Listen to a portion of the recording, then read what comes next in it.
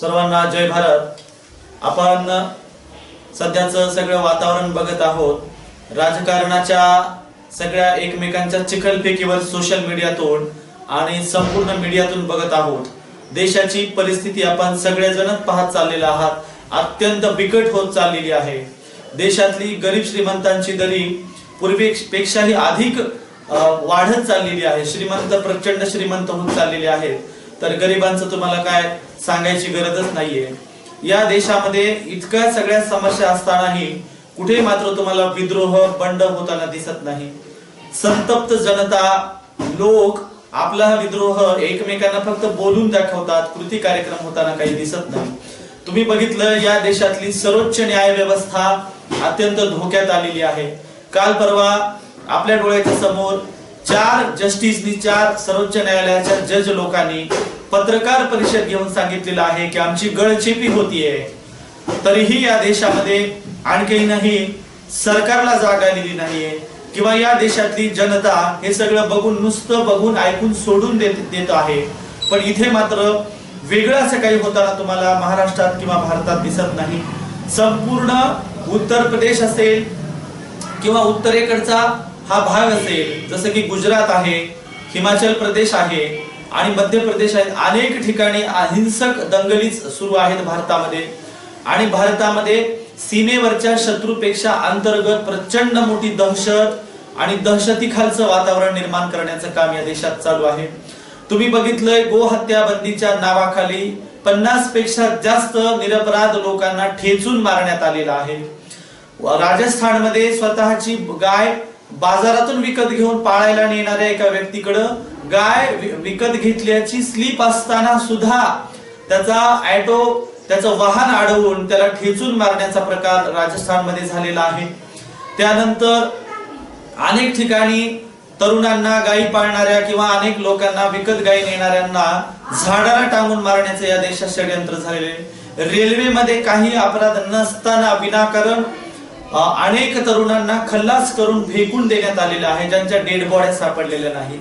तुम्ही बघितलंय जेनीवा सारख्या विद्यापीठात शिकायला गेलेल्या मुलांना अक्षरशः पकडून कोंडून मारून खल्लास करण्यात येत आहे किंवा काही मुलं तर सापडत नाहीये। तरुणाई या देशातली प्रचंड दहशत निर्माण करण्याचं काम तरुणांमध्ये या देशात चालू आहे। तुम्ही हैदराबाद युनिव्हर्सिटीमध्ये बघितलं, हॉस्टेलमध्ये राहणाऱ्या रोहित वेमुला सारख्या तरुणाला या देशातल्या शिक्षण व्यवस्थेतल्या राजकीय गुंडांनी प्रचंड मानसिक त्रास देऊन आत्महत्या करायला भाग पाडलेला आहे। अशा परिस्थितीतून हा देश चाललेला आहे। शिक्षण व्यवस्थेवर या देशाला काहीही खर्च करायचा नाही, पण धर्म व्यवस्थेचं लांबून चालन करून पालन पोषण करून लोकांना धर्मांध बनवण्याचं काम या देशात चाललेलं आहे। तुम्ही बघता पुण्यासारख्या शहरामध्ये 2 ऑक्सफर्ड विद्यापीठ उभं राहतील एवढा खर्च गणेश उत्सवामध्ये होतो। मुंबईमध्ये त्या गणपती आणि गणेशाच्या मिरवणुकीमध्ये गणपतीला बुडवण्यासाठी 2-2 दिवसाची ट्रॅफिक जाम असते। 2-2 दिवस समुद्राच्या किनाऱ्यावर हे तरुण लोक हे सगळे जमलेले असतात। लालबागचा गणपती बघा, दगडूशेठचा गणपती बघा, साई संस्थानचं ट्रस्ट बघा, नाहीतर तिरुपतीचं ट्रस्ट बघा, अब्जावधी रुपये हे सगळे जमा होतात धर्म व्यवस्थेच्या नावाखाली। पण या देशातल्या आत्महत्या करणाऱ्या शेतकऱ्यांच्या कुटुंबियांना मात्र या संस्थांची 4 आण्याची मदत मिळताना तुम्हाला दिसत नाही किंवा हे संस्थान शिक्षण व्यवस्थेवर पैसा खर्च करताना तुम्हाला दिसणार नाहीत। म्हणून धर्मांधशाही फॅशिझम या देशात वाढवण्याचं काम जाणीवपूर्वक राजकीय गुंडांच्या माध्यमातून चाललेलं आहे। पण या देशात म्हणजे असंख्य गरजवंतांना मदत करताना दिसत नाहीत। आदिवासींची जंगलाच्या जंगल लुटून त्यांना नक्षलवादी घोषित करून त्यांच्यावर गोळीबारी करून त्यांना त्यांच्या जंगलातून हुसकावून लावण्याचा कार्यक्रम आसाम, अरुणाचल प्रदेश या ठिकाणी तर झालाच, पण महाराष्ट्रातल्याही अनेक जिल्ह्यांमध्ये आदिवासींना त्यांच्याच जंगलांमधून हुसकावून लावण्याचं षड्यंत्र मोठ्या प्रमाणावर या देशात चालू आहे। आणि हा हुसकावून लावलेले हे सगळे लोक शहरांच्या कडेला सरकारी जमिनीवर जेव्हा येऊन आपला तंबू ठोकून तळ ठोकून राहतात, तेव्हाही त्यांना हाकलून दिलं जातं। त्यांना बेघर करण्याचं काम या देशात मोठ्या प्रमाणावर चाललेलं आहे। तुम्ही बघितलंय सर्वोच्च न्यायालयाने आधार कार्ड अवैध ठरवलं असताना सुद्धा राजकीय यंत्रणा मात्र त्या आधार कार्डचा आग्रह धरून बसलेली आहे आणि हे आधार कार्ड सगळीकडेच जोडून इथल्या देशातलं प्रायव्हेट जे जगणं आहे, लोकांचं जे खाजगी जीवन आहे ते धोक्यात आलेलं आहे। कोण्याही वेळेला हे तुमचं आधार कार्ड आणि तुमचं या देशाचं नागरिकत्व हे कॅन्सल करू शकतात, अशी भयानक दहशत त्यांनी या देशात बसवण्याचं काम चालू आहे। देशभक्तीचे सर्टिफिकेट वाटणाऱ्या लोकांना तुम्ही बघितलंय, वंदे मातरम सुद्धा गीत नीट म्हणता येत नाही। धर्मव्यवस्थेची ठेकेदारी असणाऱ्यांना भगवद्गीतेतले 4 श्लोक सुद्धा पाठ नसतात, पण आम्ही कसे धर्माचे ठेकेदार आहोत अशा पद्धतीची मांडणी या देशात चाललेली आहे। ही धर्मांधशाही आहे, ही ब्राह्मणशाही आहे, ही भांडवलशाही आहे। ती हाणून पाडण्यासाठी आम्ही या देशातल्या मोठ्या युवकांना आवाहन करत आहोत की एकत्रित या, संघटित व्हा। तुम्ही बघा, या देशातले सगळेच पिलर ब्राह्मणशाहीच्या ताब्यात गेलेले आहेत। न्याय व्यवस्था ब्राह्मणशाहीची बटीक बनलेली आहे। राजस्थान मधले एक न्यायाधीश म्हणतात, लांडोर आणि मोर यांचं जेव्हा आभाळ आल्यावर नृत्य चालू असतं तेव्हा मोराच्या डोळ्यातून गळालेल्या अश्रूंना पिऊन लांडोर प्रेग्नंट राहते, गरोदर राहते। असले अवैज्ञानिक स्टेटमेंट या देशातले न्यायाधीश करत असतील तर न्याय व्यवस्था कोणीकडे जात आहे हे आपल्याला सुज्ञांना सांगायची गरज नाहीये। न्याय व्यवस्था ब्राह्मणशाहीची, धर्मव्यवस्थेची बटीक बनलेली आहे। या देशातला मीडिया तुम्ही बघत असाल, हे सगळे चॅनलवाले राजकीय गुंडांचं, राजकीय लोकांची हुजरेगिरी करताना धन्यता मानत आहेत। राजकीय लोक काय करतात, कसं खातात, कसं वागतात दाखवतात। म्हणजे नॉन इश्यूला इश्यू बनवून मुख्य इश्यूपासून डायव्हर्टेशन करण्याचं काम या देशातली मीडिया करत आहे। मीडियामध्ये काही चांगले लोक होते, त्यांनाही या मीडियातून हकलून देऊन घरी बसवण्याचं काम या देशातल्या ब्राह्मणशाहीने केलेले आहे।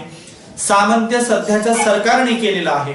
तुम्ही बघितले, अनेक पत्रकार आता स्वतःचे YouTube चॅनल चालवून, फेसबुकचे चॅनल चालवून बंद केलेला आवाज पुन्हा प्रकट करण्याचं काम करत आहेत। आणि म्हणून योग्य चांगल्या पत्रकारांची गळचिपी या देशात चालू आहे। बाकीचे भटाळलेले ब्राह्मणी पत्रकार मात्र सगळ्या राजकीय लोकांची दलाली करताना तुम्हाला दिसत आहेत आणि नॉन इश्यू बनवून भांडवलदारांचं लागून चालन आणि भांडवलदारांना पोचण्याचं काम या देशातल्या मीडियाच्या माध्यमातून चाललेलं आहे। म्हणजे या देशात अंतर्गत भयानक युद्ध आणि द्वंद्व चाललेला आहे। गेल्या 1.5 वर्षामध्ये तुम्ही बघितलंय 3 लाखांच्या पेक्षा जास्त शेतकऱ्यांनी देशभरात आत्महत्या केल्या आहेत। मराठवाड्यातल्या शेतकऱ्यांच्या आत्महत्येचा आकडा गेल्या 2 महिन्यामध्ये 1200 ते 1500च्या वर गेलेला आहे। सातत्याने आत्महत्या चालू आहेत, पण आत्महत्याग्रस्त शेतकऱ्यांच्या कुटुंबियांना आणि समस्त शेतकऱ्यांना सरकारला काहीही द्यायचं नाही। आता शेतकऱ्यांच्या आत्महत्येच्या पुढेही जाऊन आपल्या पालकाने, वडिलांनी आत्महत्या करू नये म्हणून लग्नाला आलेल्या मुली आत्महत्या करत आहेत। लातूर जिल्ह्यातल्या भिसे वाघोली गावचं प्रकरण ताजं आहे। परभणी जिल्ह्यातील पाथरी तालुक्यातील जवळा झुटे गावचं प्रकरण ताजं असताना आता काल परवा जळगाव जिल्ह्यातल्या एका शेतकऱ्याने शेतात जाऊन विष घेऊन आत्महत्या केली म्हणून आपल्या वडिलांनी आत्महत्या केल्याबद्दल मुलीनेही लगेच विष खाऊन आत्महत्या केली। शेतकऱ्यावर उपचार चालू होते आणि मुलगी मात्र जागीच दगावली। असं भयानक आत्महत्येचं सत्र शेतकऱ्यांच्या नंतर त्यांच्या कुटुंबियांनीही चालवलेलं असताना शिवरायांच्या नावाखाली शेतकऱ्यांच्यासाठी जी योजना राबवली गेली त्या योजनेच्या माध्यमातून मात्र महाराष्ट्रातल्या कुठल्याही शेतकऱ्यांना योजनेचा 4 आण्याचाही फायदा झालेला नाही। उलट मात्र बँकांमध्ये आपल्या जोडीदारणीला, आपल्या बायकोला घेऊन जाऊन फोटो काढा, कागदपत्र काढा, याच्यामध्ये मात्र शेतकऱ्यांनी हजार रुपयापेक्षा जास्त इन्व्हेस्टमेंट केली, खर्च केला, ओढाताण केली, पण त्या योजनांचा कुठेही फायदा झालेला नाही। असं असताना या देशात काल परवा बजेट सादर झालं, पण शेतीच्या बाबतीमध्ये नुसत्या जुमलेबाजूशिवाय, घोषणांच्या शिवाय सरकारने शेतकऱ्यांना कुठल्याही प्रकारची बजेटमध्ये तरतूद केलेली तुम्हाला दिसत नाही। यांची सगळी फेकाफेकी चाललेली आहे। या देशात 6 लाख खेडी आहेत। 6 लाख खेड्यांमध्ये रेल्वे कधी जात नाही, पण रेल्वेला बजेट मात्र या देशात दिलं जातं। 6 लाख खेड्यातला शेतकरी वर्ग, खेड्यातला ग्रामीण भागातला हा सर्वसामान्य वर्ग दररोज दैनंदिन रेल्वेमध्ये कधी बसत नाही, पण रेल्वेला बजेट आहे। देशातल्या 6 लाख खेड्यांमध्ये शेती आहे। 6 लाख खेड्यातला वर्ग शेतीशी निगडीत आहे, पण शेतीला मात्र या देशात शेतकऱ्यांचं भलं होईल म्हणावं एवढं मोठं कधी बजेट दिलं जात नाही। हे सरासर शेतकऱ्यांची देशाची नासधूस आहे, धुळघाण आहे। शेतकरी जगला तर देश जगेल, पण यांना शेतकऱ्यांच्यासाठी काहीही करायचं नाही। उलट मध्यमवर्गीय ब्राह्मणी व्यवस्थेच्या दलाल असणाऱ्यांना मात्र हे पोसत आहेत। मेट्रो ट्रेन आली, कुणासाठी आलेली आहे? मध्यमवर्गीय भांडवलदारांच्या दलालांसाठी ही मेट्रो ट्रेन आलेली आहे। तुम्ही बघितलंय बुलेट ट्रेनचं काम यांनी सुरू केले, कुणासाठी आहे बुलेट ट्रेन? ही सगळी भांडवलदार बनियान लोकांच्यासाठीची ही सगळी बुलेट ट्रेन आहे, पण सर्वसामान्य शेतकऱ्यांसाठी यांना काही करायचं नाही। जो शेतमजूर वर्ग आहे, जो आदिवासी वर्ग आहे, यांचे तर अत्यंत बिकट आणि हलाखीचे हाल आहेत। तुम्ही बघा महाराष्ट्राच्या बाहेर आता काल परवा रेबीजचं इंजेक्शन, हे इंजेक्शन असतं तरी केवढ्याला? 600 ते 700 रुपयाचं रेबीजचं इंजेक्शन नाही मिळालं म्हणून एका मुलाने 1 महिना तडफडून जीव सोडला। दवाखान्यात नेल्याच्या नंतर ब्राह्मणी दलालांनी, ह्या डॉक्टर लोकांनी कुठलीही मदत न करता त्या मुलाला तडफडून मरू दिलं। अशी एवढी भयानक अवस्था या देशात चाललेली आहे।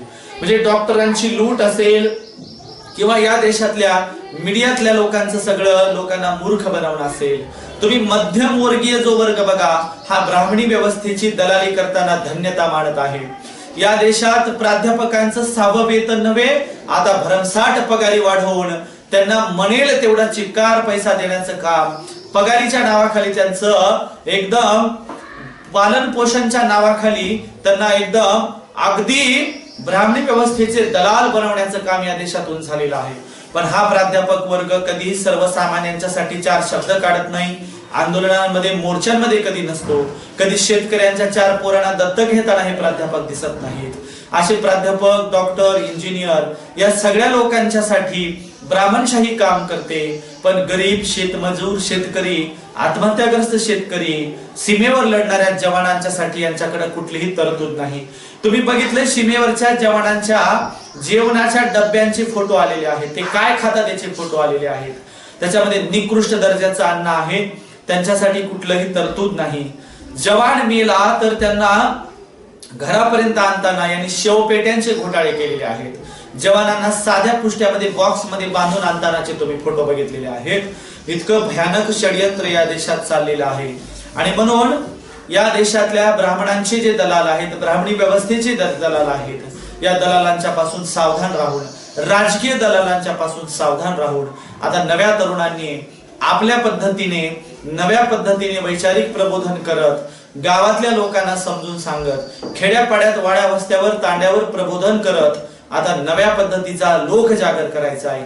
सत्याची लढाई लढायची आहे, मानवमुक्तीचा नारा बुलंद करायचा आहे। यासाठी आम्ही आपल्या समोर या सगळ्या भूमिकांना घेऊन येत आहोत। आपल्या समोर आम्ही सगळ्या समस्यांचा उलगडा करण्यासाठी आम्ही येत आहोत। यांची जुमलेबाजी उघडी करण्यासाठी आम्ही तुमच्या समोर आलेले आहोत। यांचं सगळं फेक मटेरियल उघड करण्यासाठी आम्ही तुमच्या समोर आलो।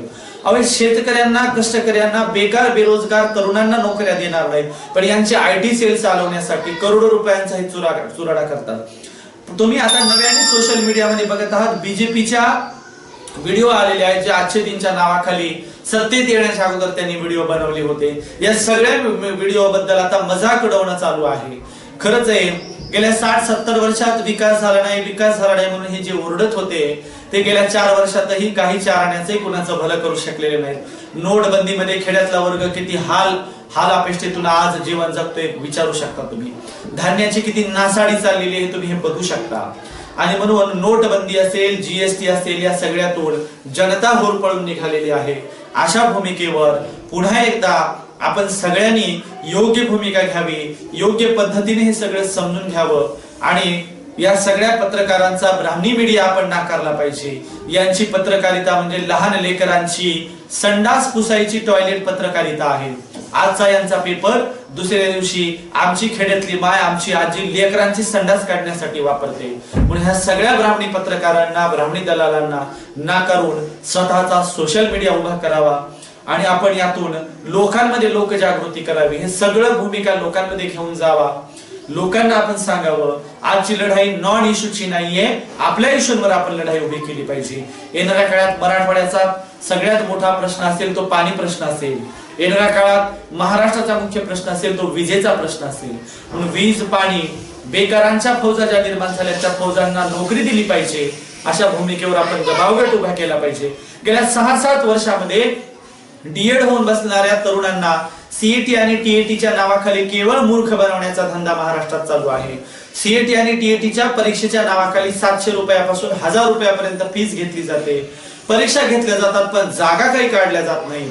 आणि म्हणून अशा पद्धतीने डीएड बीएड झालेल्या तरुणांना हे मूर्ख बनवत आहेत. तुम्ही काल परवा बघितले पुण्यामध्ये एमपीएससी ओपीएससी झालेल्या पोरांनी प्रचंड मोठा मोर्चा काढला आणि या तरुणांनी सांगितलं की एवढे मोठी तरुणाई सगळी रस्त्यावर आली असताना तुम्ही दखल का घेत नाही.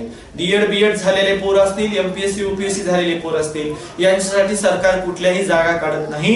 प्रचंड पैशाचा चुरडा या तरुणांच्या माध्यमातून गावाकडून आणून हे पैसे खर्च होतात. मेस असेल, राहणं असेल, जगणं असेल, शहरांमध्ये वावरताना पोरांना प्रचंड पैसे लागतात, पण सरकारकडे याबद्दल काही नाही.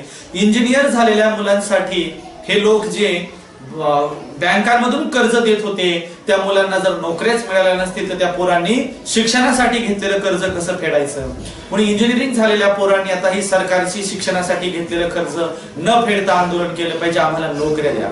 सरकार म्हणालं होतं आम्हाला तुम्हाला नोकऱ्या देऊ, कुठे त्या नोकऱ्या. उलट आयटी क्षेत्र असेल आता एक क्षीण होत चाललेलं आहे. आयटी क्षेत्रातून एमबीए झालेले पोरं मात्र आता बेकार फिरत आहेत. म्हणून प्रचंड बेकारीची लाट या देशात आलेली आहे. या धर्तीवर आपण सगळेजण एकत्रित येऊया, या देशात मोठं काम उभं करूया, लोकजागृती करूया. या ठिकाणी आपण सगळ्यांनी सहकार्य केलं पाहिजे. एकमेकांचा सोशल मीडिया असेल, एकमेकांच्या भूमिका असतील त्या समजून घेतल्या पाहिजे आणि पुरोगामी सगळ्या शक्तींनी एकत्रित आलं पाहिजे. पुरोगामी असतील, डावे असतील, आंबेडकरी असतील, सगळ्या शक्तींनी आपण आता एकत्रित येण्याची गरज निर्माण झालेली आहे. या सगळ्या भूमिकेसह मी या ठिकाणी थांबतो. धन्यवाद. जय भारत.